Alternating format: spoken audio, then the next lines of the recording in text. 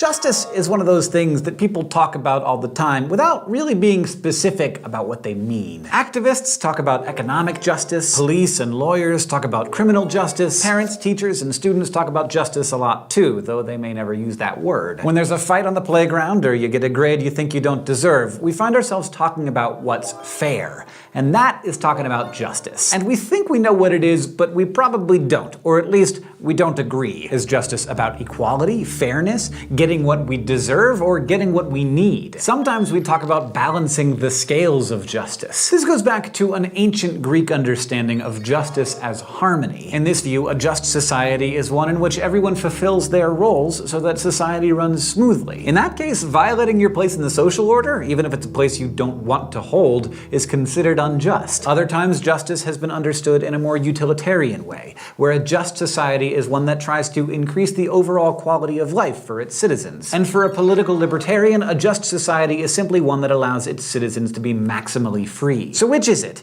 Is justice buying a meal for someone in need? Is it sending a criminal to jail? Is it doling out rewards and punishments based on merit? The reason people talk about justice all the time is that it's one of the most fundamental social, ethical, and moral principles we deal with every day. And in the end, what justice means to you personally pretty much defines how you think society should work.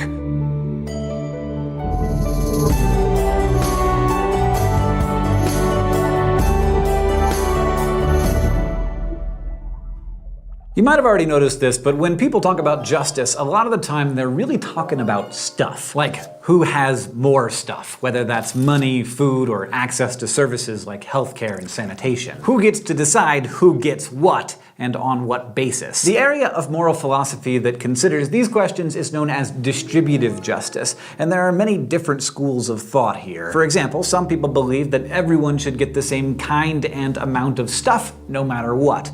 This concept is known as justice as equality. It sounds totally fair, but is everyone getting the same stuff really justice? Because I need or want different kinds and amounts of stuff than you do. So there's also the idea of need-based justice. This says everyone shouldn't get the same because our needs aren't the same. By this logic, justice is getting based on what we need. So those who need more get more. And some say that this makes sense, while others argue that it amounts to favoring some people over others, putting those who happen to not be in need at a disadvantage. And if that's how you look at things, then you probably espouse some kind of merit-based justice, which says that justice actually means giving unequally based on what each person deserves. And you deserve stuff, or don't, based on what you've done. So this view rewards hard work and punishes troublemakers. Finally, there's the very simple-sounding approach advanced by 20th century American political philosopher John Rawls. He argued that justice is fairness. Any inequalities that exist in a social system, Rawls said, should favor the least well-off, because this levels the playing field of society. This is a form of need-based justice that focuses specifically on making sure that everyone is actually in a position to achieve their basic needs. Rawls reasoned that the world is full of natural inequalities. Think of all the things we talked about when we discussed moral luck.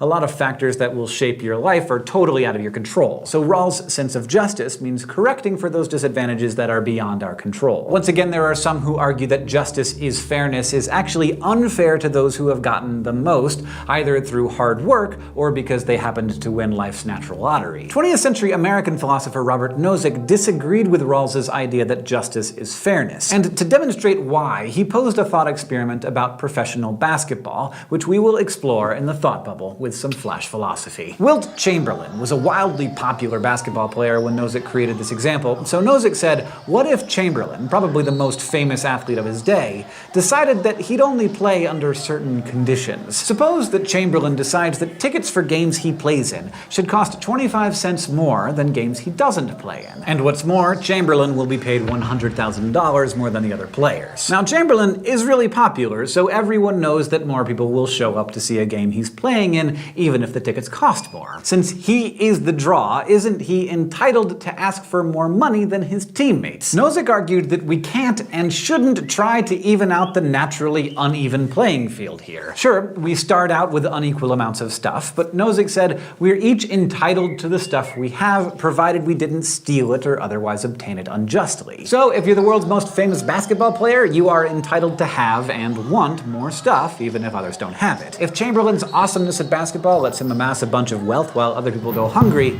well, that's not Wilt's fault. Thanks, Thought Bubble. As you can see, there is a lot of disagreement about what it means to distribute justly. And this is an incredibly important topic because a lot of what we argue about politically has to do exactly with this issue. People who believe that there are essential human rights, for example, argue that we're simply entitled to have our most basic needs fulfilled. Things like having enough to eat and being able to go to the doctors when we're sick. But not everyone believes it's the government's job to provide us with those things if we're not able to get them ourselves. Those people might argue that your rights are negative. A negative right is the right not to be interfered with, not to be stopped from pursuing the things you need. So in this view, I can't prevent you from trying to fulfill your needs, but I don't have to help you fulfill them either. By contrast, you might believe in positive rights. If you have a positive right to something, you are entitled to help getting it if you can't get it yourself. So if you can't afford a doctor, you have a right to get assistance in affording one. But notice that in this view, a right implies an obligation. Your rights, in this case your right to see a doctor even if you can't afford one,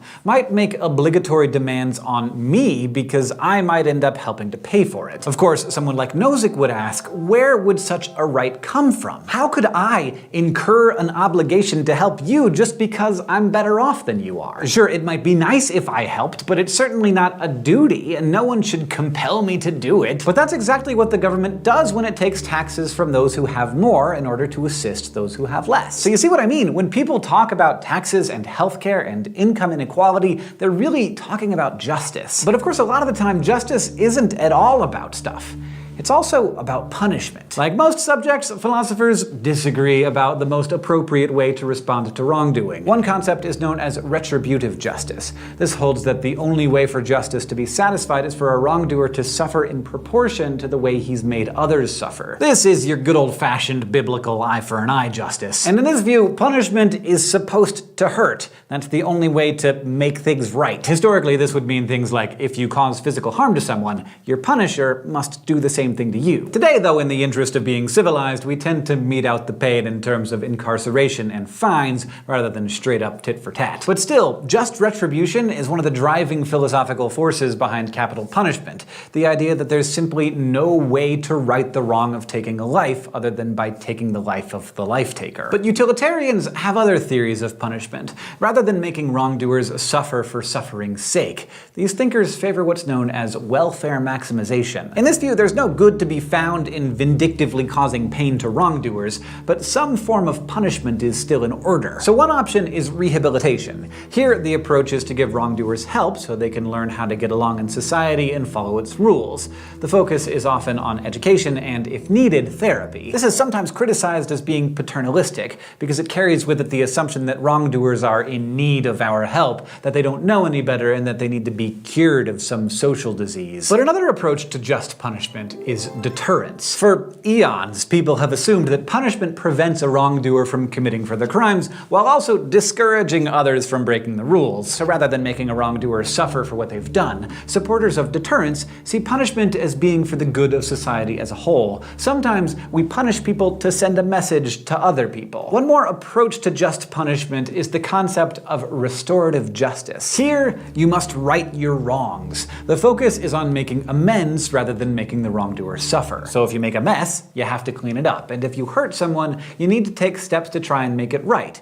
This is the logic behind assigning community service to offenders. The hope here is that the right approach to wrongdoing will lead to healing and growth both for the wrongdoer and for the wronged. It's about restoration and forgiveness. Basically, the polar opposite of the retributive approach. So take this advice. Give some thought to your own views on these topics, because what you see as the right answer should shape the way you vote, how you spend your money, and the way you punish your kids. You might discover that upon reflection, you should change the way you're doing some things. Like I said, Everyone talks about justice, but before you can, you really have to decide what it means. Today, we talked about various theories of justice. We talked about just distribution, and we also considered different approaches to punishment. Next time, we'll talk about discrimination. Crash Course Philosophy is produced in association with PBS Digital Studios. You can head over to their channel to check out a playlist of the latest episodes from shows like Komanidi, Deep Look, and First Person.